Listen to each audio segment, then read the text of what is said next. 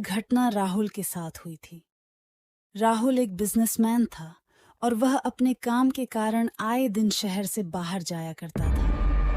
एक दिन वह काम के कारण शहर से बाहर जा रहा था और वह हाईवे का रास्ता चुनता है और फिर कुछ दूर जाने के बाद उसे एक गांव दिखाई देता है। वह गांव देखने में बहुत सुनसान लगता है और तभी अचानक उसके गाड़ी के आगे एक परछाई आ जाती है और फिर उसके गाड़ी की ब्रेक फेल हो जाती है। वह किसी तरह अपनी गाड़ी को बचाने की कोशिश करता है और फिर एक पेड़ में टकरा जाती है और उसका एक्सीडेंट हो जाता है। उसके बाद उसे पायल की आवाज़ सुनाई देती है जो धीरे धीरे उसके तरफ बढ़ने लगती है और फिर राहुल बेहोश हो जाता है। जब उसकी आंख खुलती है तो वह अपने आप को एक पुराने घर में पाता है जो बहुत पुराना लग रहा था। चारों तरफ मकड़ी की झाली थी। फिर अचानक एक लड़की उसके रूम में आती है और वह बोलती है, मैंने आपको हाईवे पर बेहोश पाया। आपके सर से बहुत खून निकल रहा था, इसलिए मैंने आपको वहां से अपने घर ले आई। राहुल बिस्तर से उतरने की कोशिश करता है पर वह बहुत कमज़ोर हो गया था और गिर जाता है। फिर वह लड़की उसे उठाकर बिस्तर पर बैठाती है और उसकी मलहम करने लगती है। करीब 10 दिन तक वह लड़की राहुल की बहुत सेवा करती है और फिर जब राहुल बहुत ठीक हो जाता है तब उसे वापस घर जाने के लिए बोलता है। पर उस लड़की ने राहुल पर कुछ ऐसा जादू कर दिया था। इसके बाद राहुल अपने घर जाना ही नहीं चाहता था और फिर एक दिन राहुल उस लड़की से शादी कर लेता है और अपने घर ले जाता है। जब वह अपने घर पहुंचता है तो सब कोई उसको देखकर बहुत हैरान हो जाते हैं। वह सभी बोलते हैं कि बहुत खोजा था हमने तुम्हें पर तुम कहीं नहीं मिले। हमें लगा कि तुम मर गए हो। और फिर जब वह लोग उस लड़की को देखते हैं तो वो हैरान हो जाते हैं। फिर राहुल सभी को बताता है कि उसका जंगल में एक्सीडेंट हो गया था और यह लड़की उसकी बहुत सेवा करती है। उसके बाद मैंने उससे शादी कर लिया और अब हम साथ ही रहेंगे। ये सुनकर सब हैरान हो जाते हैं और फिर कर भी क्या सकते थे।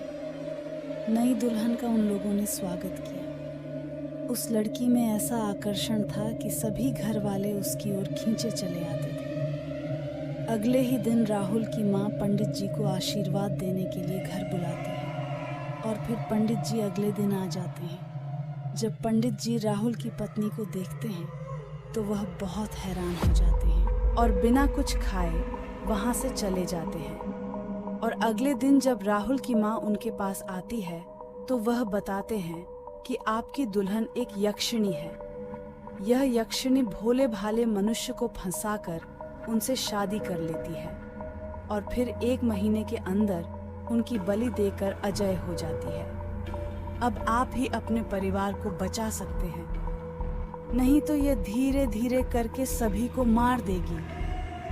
यह सुनकर राहुल की माँ भी बहुत घबरा जाती है और वह पंडित जी से पूछती है, इसे मारने का कोई ना कोई रास्ता तो जरूर होगा। तो पंडित जी बोलते हैं, हाँ, एक रास्ता है। जब यह अपनी क्रियाएं करेगी इस समय इसके बाल काटकर इस कुंड में डालने से हमेशा के लिए खत्म हो जाएगी।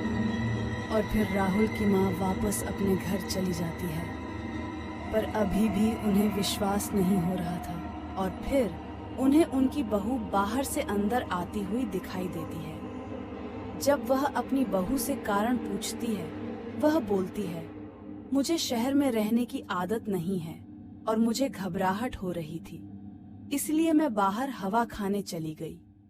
अगली सुबह जब राहुल की माँ अपने गार्डन में जाती है तब उन्हें कुछ अजीब दिखाई देता है। वह देखती है कि एक गुड्डा जो उसके बेटे के जैसा दिख रहा था वही गार्डन में घरा हुआ है। वह यह देखकर बहुत डर गई थी। अब उन्हें विश्वास हो गया था कि उनकी बहू यक्षिणी है और जब वह अपने बेटा को बताने जाती है तब उनका बेटा बहुत गुस्साने लगता है और भला बुरा कहने लगता है। राहुल को लगता है कि उनकी माँ उनके पत्नी को पसंद नहीं करती है, इसीलिए वह ऐसी बातें कर रही है। पर उसी रात सब कुछ साफ हो जाता है। रात के करीब 12 बज रहे थे। चारों तरफ शांति थी और तभी अचानक कुछ आवाज राहुल की माँ के कमरे में आती है और फिर वह धीरे धीरे उन आवाजों के पीछे जाने लगती है और वह नीचे तहखाना में पहुंच जाती है। वह वहां पहुंचने के बाद कुछ ऐसा देखती है जिनसे उनकी आंखें फटी की फटी रह जाती हैं। वह देखती है कि उनकी बहू उनके बेटे को बैठा के अग्निकुंड के सामने अजीब मंत्र पढ़ रही है। यह देखकर वह बहुत डर गई थी और जोर से चीखती है। चीख के कारण राहुल अपने होश में आ जाता है और वह यह सब देखकर बहुत डर जाता है और वह भागता हुआ माँ के पास चला जाता है। यक्षिणी यह देखकर बहुत गुस्सा जाती है और फिर अपने असली रूप में आ जाती है और राहुल की ओर बढ़ने लगती है। तभी अचानक राहुल की माँ राहुल को बचाने के लिए उसके आगे खड़ी हो जाती है। यक्षिणी माँ को धकेल देती है और राहुल की माँ बेहोश हो जाती है और फिर यक्षिणी राहुल को अपने वश में कर लेती है और वहीं अग्निकुंड में बैठकर मंत्र पढ़ने लगती है। उसके बाद अंतिम बलि की समय आती है और वह राहुल की बलि देने वाली ही रहती है कि राहुल की माँ होश में आ जाती है और वह पीछे से वो यक्षिणी की बाल काट देती है। बाल काटते ही राहुल होश में आ जाता और उसके बाद यक्षिणी जोरों से चिल्लाने लगती है। वह बोलती है, यह बाल का टुकड़ा मुझे दे दो, इसके बाद मैं तुम्हारे घर कभी नहीं आऊंगी।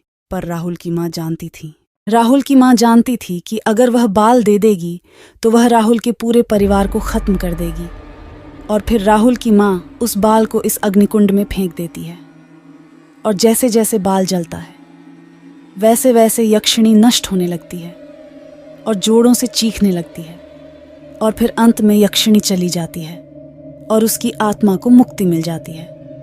और फिर सुबह होने के बाद ये घटना सभी लोग में फैल जाती है। पर भगवान का शुक्र है कि वह सभी लोग सुरक्षित हैं। अगर यह वीडियो आपको अच्छी लगी तो प्लीज़ लाइक एंड सब्सक्राइब करें और कमेंट करना ना भूलें। थैंक